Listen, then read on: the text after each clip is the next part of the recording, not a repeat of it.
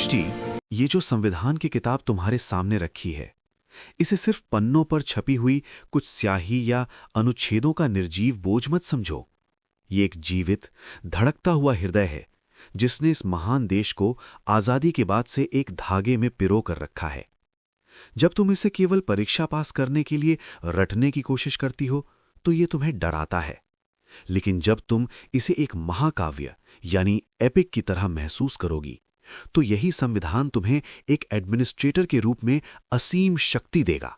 मुझे पता है कि भाग 19 की जटिल लीगल टर्मिनोलॉजी तुम्हें परेशान कर रही है, लेकिन आज इस बारिश की रात में हम भारतीय संविधान के आर्टिकल्स 361 से 367 को ऐसे पढ़ेंगे जैसे हम कोई हॉलीवुड की सस्पेंस थ्रिलर मूवी देख रहे हों। आज मैं तुमसे प्रश्न पूछूंगा और तुम खुद अपने ज्ञान से जवाब दोगी। मेरा वादा है कि आज के बाद तुम्हें कभी कोई फैक्ट रटना नहीं पड़ेगा। सब कुछ इसी पल तुम्हारे दिमाग में हमेशा के लिए छप जाएगा। जी सर, मुझे ये आर्टिकल सच में बहुत कंफ्यूज करते हैं। खासकर ये समझ नहीं आता कि राष्ट्रपति यानी प्रेसिडेंट और राज्यपालों यानी गवर्नर्स को इतना ज्यादा संरक्षण यानी इम्यूनिटी क्यों दिया गया है। क्या वो कानून से ऊपर है? और सर, मुझे ये भी समझ नहीं आता कि एग्जामिनर यहाँ से प्रश्न कैसे घुमाकर पूछता है। मुझे कुछ भी नहीं आता सर। क्या आप मुझे बिल्कुल शून्य से रियल लाइफ एग्जाम्पल्स के साथ सब कुछ समझा सकते हैं? बिल्कुल दृष्टि, पॉलिटी का असली मजा ही उसकी गहराई में है। कल्पना करो एक ऐसे सेनापति की जो युद्ध के मैदान में अपनी सेना का नेतृत्व कर रहा हो। अगर उसे हर पल ये डर सताए कि उस पर पीछे से कोई झूठा मुकदमा कर देगा या उसे बेवजह गिरफ्तार कर लिया जाएगा, तो क्या वो निडर होकर कड़े फैसले ले पाएगा? नहीं। ठीक इसी तरह हमारे संविधान निर्माताओं ने राष्ट्रपति और राज्यपालों को राज्य का संवैधानिक प्रमुख यानी कॉन्स्टिट्यूशनल हेड बनाया है। उन्हें निडर होकर अपने कर्तव्यों का निर्वहन करने के लिए भारतीय संविधान के आर्टिकल 361 के तहत एक विधिक संरक्षण यानी कॉन्स्टिट्यूशनल इम्यूनिटी का एक मजबूत कवच पहनाया गया है। लेकिन दृष्टि, अब तुम मुझे बताओ, एमपीएससी 2023 प्रीलिम्स और एसएससी सीपीओ 2020 में इस कॉन्सेप्ट पर किस तरह के सीधे प्रश्न पूछे गए थे? जी सर, एमपीएससी 2023 प्रीलिम्स और एसएससी सीपीओ 2020 में सीधा प्रश्न आया था कि भारतीय संविधान के किस अनुच्छेद के तहत राष्ट्रपति और राज्यपालों को अदालती कार्रवाई से संरक्षण यानी प्रोटेक्शन प्राप्त है, और इसका सटीक उत्तर है आर्टिकल 361। बहुत शानदार दृष्टि। अनुच्छेद 361 के मुख्य रूप से 4 मजबूत स्तंभ हैं जिन्हें हम इस तालिका के माध्यम से समझेंगे। सभी साथी इस तालिका का स्क्रीनशॉट ले लो। ये टेबल बहुत काम की है। यहां से एग्जाम में एक प्रश्न निश्चित रूप से पूछा जाता है। जब आपकी क्लास खत्म हो जाएगी तब आपको इसे अच्छे से याद कर लेना है। इसके हर एक क्लॉज अपने आप में एक प्रीवियस ईयर क्वेश्चन है। दृष्टि, अब मुझे बताओ, जब बात व्यक्तिगत कार्यों यानी पर्सनल एक्ट्स पर दीवानी मुकदमों यानी सिविल प्रोसीडिंग्स की आती है, तो क्या कोई ऐसा ऐतिहासिक पीवाईक्यू है जो रेलवे या राज्य लोक सेवा आयोगों में बार बार तहलका मचाता है?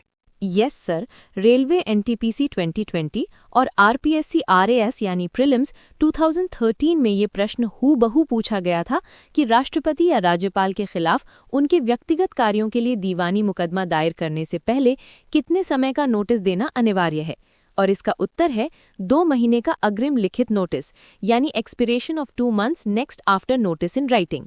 ये नोटिस उनकी गरिमा बनाए रखने के लिए दिया जाता है। दृष्टि, तुमने किताबें तो बहुत अच्छे से पढ़ी हैं, लेकिन यूपीएससी और बीपीएससी जैसे एग्जाम्स सिर्फ किताबी ज्ञान नहीं मांगते। वे करंट अफेयर्स और सुप्रीम कोर्ट के लैंडमार्क जजमेंट्स का व्यवहारिक अनुप्रयोग यानी प्रैक्टिकल एप्लीकेशन मांगते हैं।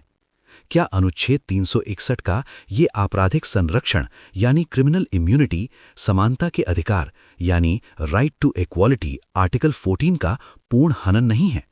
अगर कोई राज्यपाल किसी गंभीर अपराध में शामिल हो तो क्या तब भी पुलिस उसे हाथ नहीं लगा सकती? अभी हाल ही का एक रियल लाइफ एग्जाम्पल याद करो। सर, मुझे याद आ रहा है, साल 2024 में पश्चिम बंगाल के तत्कालीन राज्यपाल सीवी आनंद बोस पर राजभवन की ही एक महिला कर्मचारी ने यौन उत्पीड़न यानी सेक्सुअल हैरासमेंट का गंभीर आरोप लगाया था। इस मामले ने पूरे देश में तहलका मचा दिया था, लेकिन कोलकाता पुलिस कोई भी एफआईआर दर्ज नहीं कर सकी क्योंकि आर्टिकल 361(2) के तहत राज्यपाल को ब्लैंकेट इम्यूनिटी प्राप्त थी।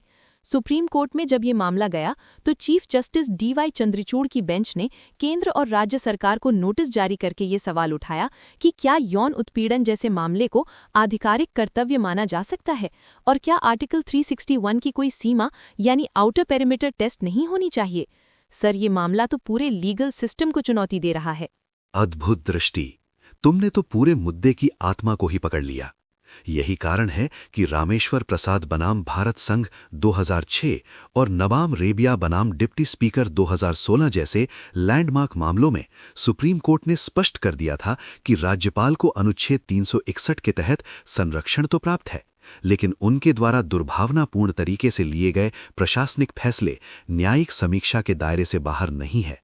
न्यायालय उनके द्वारा पारित असंवैधानिक आदेशों को रद्द कर सकता है। दृष्टि, अब तुम बताओ कि यूपीएससी प्रीलिम्स में राज्यपाल की शक्तियों पर कैसा प्रश्न आया था? सर, यूपीएससी प्रीलिम्स 2014 में प्रश्न आया था कि राज्यपाल की विवेकाधीन शक्तियां कौन सी हैं, जिसमें राष्ट्रपति शासन यानी प्रेसिडेंट्स रूल की सिफारिश करना और विधेयकों को आरक्षित यानी रिजर्विंग सर्टेन बिल्स शामिल था। और इन मामलों में भी अगर दुर्भावना साबित हो जाए तो सुप्रीम कोर्ट रिव्यू कर सकता है। दृष्टि, जिस तरह आज हम इस जटिल पॉलिटी के चैप्टर को एक सिनेमैटिक थ्रिलर फिल्म की तरह विजुअलाइज कर रहे हैं, जहां हर एक फैक्ट, हर एक सुप्रीम कोर्ट का जजमेंट तुम्हारे दिमाग में 3D तस्वीर की तरह छप रहा है, ठीक इसी तरह की एक क्रांति यानी रेवोल्यूशन शिक्षा के क्षेत्र में आ चुकी है। तुम जानती हो कि इंडियन हिस्ट्री के युद्धों, संधियों और तारीखों को रटना कितना मुश्किल और उबाऊ होता है। हाँ सर, इतिहास तो मुझे नींद ला देता है। इतने सारे फैक्ट्स याद ही नहीं रहते। अब ऐसा नहीं होगा। उन सभी स्टूडेंट्स के लिए जो हमें सुन रहे हैं, एक बहुत बड़ी खुशखबरी है। टेस्ट क्यू ऐप पर आज ही भारतीय इतिहास का एक महा सिनेमैटिक कोर्स यानी cinematic course of Indian history launch हुआ है। ये कोर्स पूरी तरह से एनसीईआरटी पर आधारित है और UPSC, state PSC, SSC, railway सहित सभी एग्जाम्स को 360 डिग्री में कवर करता है। इस कोर्स में इतिहास की घटनाओं को ऐसे शानदार विजुअल्स और स्टोरी टेलिंग के साथ पेश किया गया है मानो तुम खुद प्लासी के युद्ध के मैदान में खड़ी हो या आज़ादी की लड़ाई का हिस्सा हो। और सबसे बड़ा ऑफर यह है दृष्टि कि जो भी प्रथम 200 स्टूडेंट्स इस कोर्स को आज ही ज्वाइन करेंगे, उन्हें भारतीय इतिहास की 360 डिग्री फ्री टेस्ट सीरीज बिल्कुल मुफ्त दी जाएगी। इसके अलावा यदि तुम और तुम्हारे दोस्त पेमेंट के समय एक लाजवाब डिस्काउंट कूपन कोड मानसर51 का उपयोग करते हो तो तुम्हें एक बहुत ही बड़ा और हैवी डिस्काउंट मिलेगा।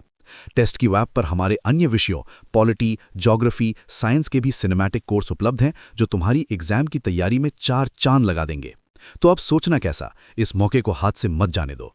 आज ही टेस्ट की वेब डाउनलोड करो, कोर्स खरीदो और अपनी सफलता की कहानी खुद लिखो। प्रमोशन से वापस आते हैं अपने संविधान की ओर। दृष्टि, 1975 की इमरजेंसी भारत के लोकतंत्र का सबसे काला अध्याय था। उस समय प्रेस की आज़ादी पूरी तरह से कुचल दी गई थी। इसी को सुधारने के लिए मोरारजी देसाई की सरकार ने 44वां संविधान संशोधन अधिनियम 1978 यानी 44th कॉन्स्टिट्यूशनल अमेंडमेंट एक्ट 1978 पारित किया और संविधान में आर्टिकल 361A जोड़ा। ये अनुच्छेद कहता है कि यदि कोई व्यक्ति या मीडिया संसद या राज्य विधानमंडल की कार्यवाही की सारवान रूप से सत्य रिपोर्ट यानी सब्सटैंशियली ट्रू रिपोर्ट बिना किसी दुर्भावना यानी विदाउट मैलिस के प्रकाशित करता है तो उसके खिलाफ कोई भी दीवानी या आपराधिक मुकदमा यानी सिविल और क्रिमिनल प्रोसीडिंग्स नहीं चलाया जाएगा। लेकिन दृष्टि, मुझे बताओ कि क्या इसका कोई अपवाद है और यूपीपीएससी के एग्जाम में इस पर क्या सवाल आया था? सर, यूपीपीएससी मेंस 2021 और बीपीएससी 2018 में ये सवाल बहुत ही घुमाकर पूछा गया था कि क्या विधायिका की गुप्त बैठकों की रिपोर्टिंग को भी अनुच्छेद 361A के तहत संरक्षण प्राप्त है। इसका उत्तर है नहीं सर। गुप्त बैठकों की कार्यवाही के प्रकाशन पर ये छूट यानी इम्यूनिटी लागू नहीं होती है। ये प्रेस की आज़ादी आर्टिकल 19(1)A और संसदीय विशेषाधिकारों आर्टिकल 105 और 194 के बीच का बेहतरीन संतुलन है। एक्सलेंट। अब बात करते हैं अनुच्छेद 361B की। इसे 91st अमेंडमेंट एक्ट 2003 द्वारा जोड़ा गया था। ये दल बदल यानी एंटी डिफेक्शन की राजनीति पर एक कड़ा प्रहार था। इसके अनुसार यदि कोई विधायक या सांसद 10th शेड्यूल के तहत दल बदल के कारण अयोग्य यानी डिस्क्वालिफाइड हो जाता है तो वो किसी भी लाभकारी राजनीतिक पद पर नियुक्त होने के लिए भी अयोग्य होगा। इससे ये सुनिश्चित हुआ कि कोई भी नेता पैसों या मंत्री पद के लालच में अपनी पार्टी ना बदले। ये एथिकल पॉलिटिक्स को बढ़ावा देने के लिए था। दृष्टि, क्या स्टेट पीसीएस में इस पर कोई प्रश्न था? जी सर, MPPSC 2019 में सवाल था कि किस संविधान संशोधन के तहत दल बदलुओं को लाभकारी राजनैतिक पदों से अयोग्य घोषित किया गया। इसका उत्तर 91वां संशोधन 91 अमेंडमेंट 2003 था। अब चलते हैं आज़ादी के समय के एक ऐतिहासिक फ्लैशबैक में। सरदार वल्लभ भाई पटेल ने 500 से अधिक रियासतों यानी प्रिंसली स्टेट्स का भारत में विलय कराया था। इसके बदले में उन राजाओं महाराजाओं को कुछ विशेषाधिकार और जीवन भर के लिए टैक्स फ्री पेंशन दी जाती थी, जिसे प्रीवी पर्स कहा जाता था। संविधान के मूल अनुच्छेद 362 में राजाओं के इन अधिकारों की गारंटी दी गई थी, लेकिन 1970 में इंदिरा गांधी सरकार ने लोकतांत्रिक समानता यानी डेमोक्रेटिक इक्वालिटी का हवाला देते हुए इसे खत्म करने की कोशिश की। सर, मैंने माधवराव सिंधिया केस के बारे में पढ़ा है, जिसमें सुप्रीम कोर्ट ने इंदिरा गांधी के उस राष्ट्रपति आदेश को रद्द कर दिया था। बिल्कुल सही। और उसी के जवाब में संसद ने ऐतिहासिक 26th कॉन्स्टिट्यूशनल अमेंडमेंट एक्ट 1971 पारित किया। इस संशोधन ने अनुच्छेद 362 को पूरी तरह निरस्त कर दिया और एक नया आर्टिकल 363A जोड़ा। इस अनुच्छेद ने शासकों यानी रूलर्स की मान्यता को समाप्त कर दिया और प्रिवी पर्स को हमेशा के लिए अंत कर दिया। दृष्टि, अब तुम बताओ, BPSC और RPSC के इतिहास में ये प्रश्न कैसे और कितनी बार आया है?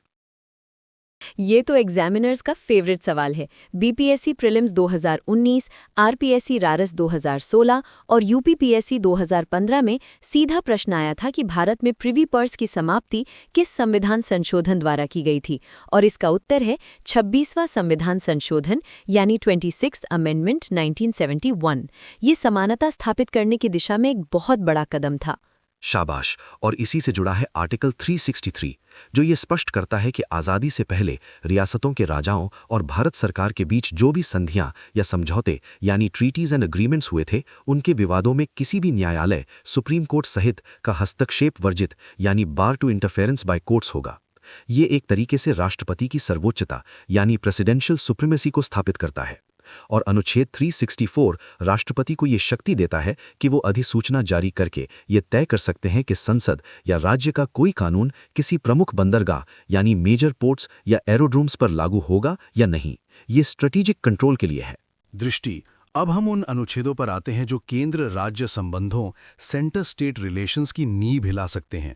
आर्टिकल 365 कहता है कि यदि कोई राज्य सरकार केंद्र सरकार द्वारा दिए गए संवैधानिक निर्देशों का पालन करने में विफल रहती है, तो राष्ट्रपति ये मान सकते हैं कि उस राज्य का शासन संविधान के प्रावधानों के अनुसार नहीं चलाया जा सकता। दृष्टि, मुझे बताओ कि इस अनुच्छेद का आर्टिकल 356 से क्या नाता है, और SSC CGL 2022 और रेलवे NTPC 2020 में ये कैसे पूछा गया है? सर, ये बहुत ही लॉजिकल है। अनुच्छेद 365 दरअसल अनुच्छेद 356 प्रेसिडेंट्स रूल को ट्रिगर करने का एक ग्राउंड है। SSC CGL 2022 और रेलवे NTPC 2020 में प्रश्न पूछा गया था कि यदि कोई राज्य संघ के निर्देशों का पालन करने में विफल रहता है, तो राष्ट्रपति किस अनुच्छेद के तहत संवैधानिक तंत्र की विफलता मान सकते हैं। इसका सटीक उत्तर आर्टिकल 365 है। RPSC RAS 2013 में भी ये स्टेटमेंट बेस्ड सवाल के रूप में आया था कि इस घोषणा की न्यायिक समीक्षा यानी जुडिशियल रिव्यू हो सकती है या नहीं। बहुत खूब। अब आर्टिकल 366 पर ध्यान दो। ये पूरे संविधान की डिक्शनरी है। इसमें संविधान में इस्तेमाल किए गए कठिन शब्दों की कानूनी परिभाषा दी गई है। उदाहरण के लिए अनुच्छेद 366(1) कृषि आय, अनुच्छेद 366(2) आंग्ल भारतीय, अनुच्छेद 366(29)(a) वस्तुओं की बिक्री या खरीद पर कर यानी टैक्स ऑन द सेल और परचेज ऑफ गुड्स। दृष्टि, एंग्लो इंडियन की परिभाषा पर क्या प्रश्न आया था? सर, UPSC प्रीलिम्स 2018 और SSC CHSL 2021 में ये प्रश्न था कि संविधान के किस अनुच्छेद में एंग्लो इंडियन शब्द को परिभाषित किया गया है, और इसका उत्तर अनुच्छेद 366(2) है। इसमें साफ लिखा है कि ऐसा व्यक्ति जिसका पिता या पितृ परंपरा में कोई यूरोपीय मूल का हो लेकिन वो भारत का निवासी हो। और अंत में अनुच्छेद 367 जो संविधान की व्याख्या से संबंधित है, ये स्पष्ट करता है कि संविधान के शब्दों की व्याख्या करने के लिए जनरल क्लॉजेज एक्ट 1897 के प्रावधान लागू होंगे। दृष्टि, इसी अनुच्छेद 367 ने भारतीय इतिहास का सबसे बड़ा बदलाव किया था। अगस्त 2019 में जब केंद्र सरकार ने जम्मू कश्मीर से अनुच्छेद 370 को बेअसर किया, तो उन्होंने अनुच्छेद 367 का ही सहारा लिया था। उन्होंने राष्ट्रपति आदेश के माध्यम से अनुच्छेद 367 में एक खंड जोड़कर ये व्याख्या कर दी कि अनुच्छेद 370 में जो संविधान सभा यानी कंस्टिट्यूएंट असेंबली शब्द लिखा है, उसे जम्मू और कश्मीर की विधानसभा यानी लेजिस्लेटिव असेंबली माना जाए। चूंकि उस वक्त वहां राष्ट्रपति राष्ट्रपति शासन था तो संसद ने ही विधानसभा की शक्ति का उपयोग करके अनुच्छेद 370 को समाप्त कर दिया। दृष्टि, यूपीएससी मेंस 2023 में इस पर क्या सवाल था?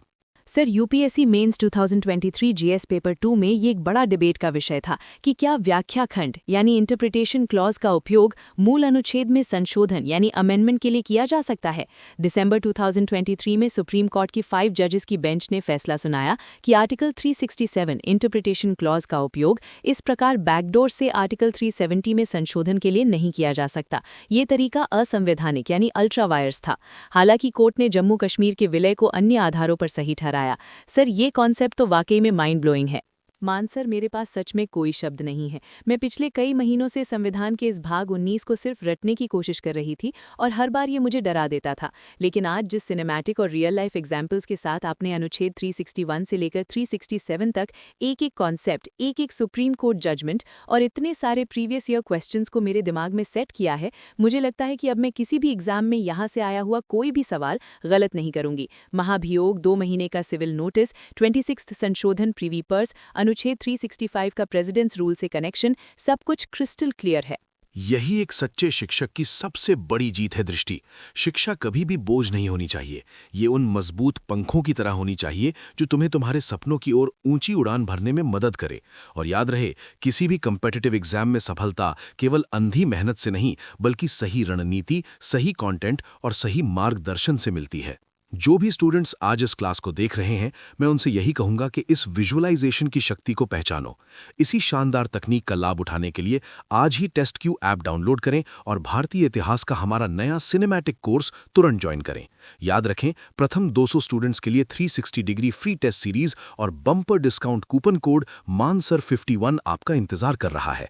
खुद पर विश्वास रखो, क्योंकि तुम्हारा ये सफर सिर्फ एक सरकारी नौकरी पाने का नहीं है, बल्कि इस देश के भविष्य का निर्माण करने का है। जय हिंद।